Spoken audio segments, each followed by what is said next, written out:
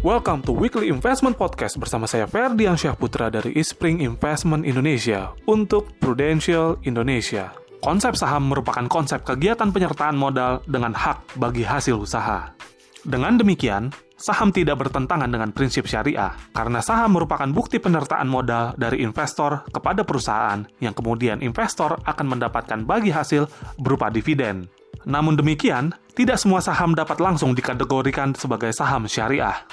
Perbedaan mendasar antara saham syariah dan konvensional, yaitu bahwa saham syariah merupakan bukti kepemilikan atas perusahaan-perusahaan yang kegiatannya tidak bertentangan dengan prinsip syariah dan memenuhi syarat sebagai saham syariah.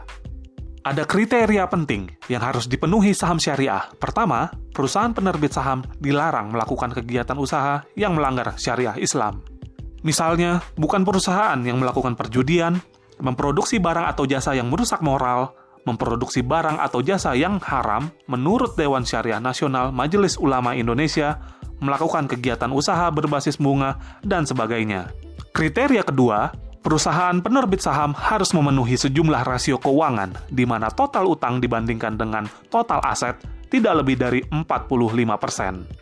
Selain itu, total pendapatan dari bunga dan atau pendapatan tidak sesuai syariah tidak boleh lebih dari 10% dibandingkan keseluruhan pendapatan. Untuk memastikan pengelolaan dana syariah memenuhi kaidah syariah yang sudah ditetapkan, maka Otoritas Jasa Keuangan selaku regulator mengeluarkan daftar efek syariah yang berisi daftar saham-saham yang masuk kategori syariah, dan daftar ini menjadi bagian penting dalam pengelolaan dana investasi berbasis syariah. Daftar efek syariah diterbitkan oleh Otoritas Jasa Keuangan sebanyak 2 kali dalam setahun, atau dengan kata lain, ditinjau per semester.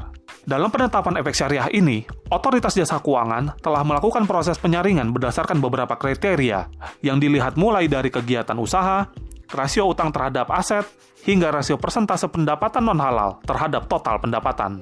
Di samping itu, dalam pengelolaan dana syariah, manajer investasi secara internal juga memiliki suatu mekanisme pengawasan, yaitu dengan dibentuknya Dewan Pengawas Syariah, di mana anggota Dewan Pengawas Syariah tersebut sudah diberikan rekomendasi oleh Majelis Ulama Indonesia.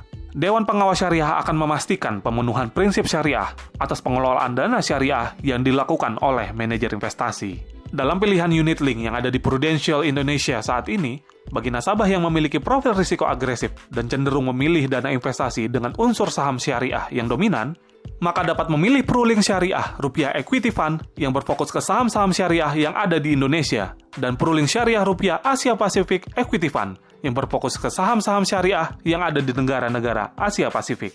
Demikian Weekly Investment Podcast dari Eastspring Investment Indonesia untuk Prudential Indonesia. Semoga bermanfaat dan salam investasi.